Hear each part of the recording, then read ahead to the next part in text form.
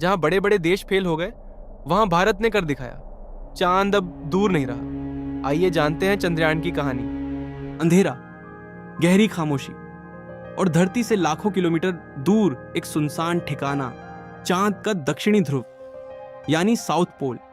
एक ऐसी जगह जहां सूरज की किरणें तरसती हैं और जहां पहुंचने की कोशिश में दुनिया के बड़े बड़े देश असफल हो गए। लेकिन उसी अंधेरे को चीरने के लिए एक जिद निकल पड़ी थी। क्या एक 140 करोड़ लोगों की उम्मीदों का बोझ उठाए एक मशीन इतिहास रच पाएगी, या फिर वही पुराना डर दोबारा लौट आएगा? साल 2019 का वो पल याद कीजिए, जब चंद्रयान 2 चांद की सतह से महज 2 किलोमीटर दूर दम तोड़ गया था। इसरो के कंट्रोल रूम में छाई वो मायूसी और आंखों में तैरते आंसू।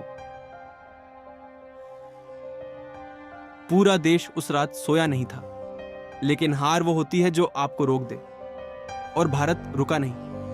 चंद्रयान 3 की नींव उसी नाकामी की राख से रखी गई।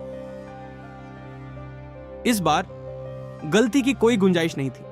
वैज्ञानिकों ने हर उस पहलू पर काम किया जो पहली बार छूट गया था। इस बार फेल सेफ डिजाइन था, यानी अगर सब कुछ बिगड़ भी जाए तब भी यह रुख न मोड़े। 14 जुलाई 2023 का सूरज एक नई उम्मीद लेकर उगा। श्रीहरिकोटा के लॉन्च पैड पर खड़ा LVM-3 रॉकेट गरजा और धरती को कंपाते हुए आसमान का सीना चीर कर निकल गया। मगर असली खेल तो अब शुरू होना था। चांद तक का सफर सीधा नहीं होता, ये एक शतरंज की चाल जैसा है। धरती के चक्कर लगाते हुए धीरे धीरे अपनी रफ्तार बढ़ाना और फिर चांद की तरफ खुद को उसकी गुरुत्वाकर्षण में झोंक देना। हर एक स्टेज पर धड़कनें बढ़ रही थी। क्या सेंसर सही काम करेंगे? क्या ईंधन बचेगा? सस्पेंस हर बीतते दिन के साथ गहरा होता जा रहा था। 23 अगस्त की वो शाम, पूरा देश थमा हुआ था। स्कूलों, दफ्तरों और गलियों में सिर्फ एक ही सवाल था, क्या इस बार लैंडिंग होगी? मिशन कंट्रोल में बैठे वैज्ञानिकों के चेहरों पर तनाव साफ दिख रहा था। शुरू हुए वो 15 मिनट्स ऑफ टेरर, यानी दहशत के 15 मिनट।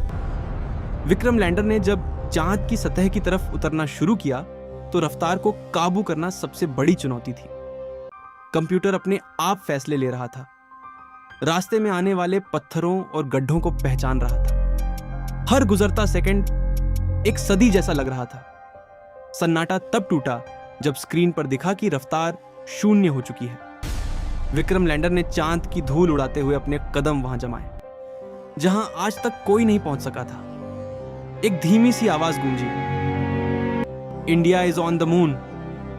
वो पल सिर्फ एक लैंडिंग का नहीं था, वो उन सभी लोगों को जवाब था जो कहते थे कि भारत यह नहीं कर सकता। प्रज्ञान रोवर ने जब बाहर निकलकर चांद की मिट्टी पर तिरंगा और इसरो का निशान छापा, तो वो सिर्फ एक निशान नहीं, बल्कि आने वाली पीढ़ियों के लिए एक रास्ता था।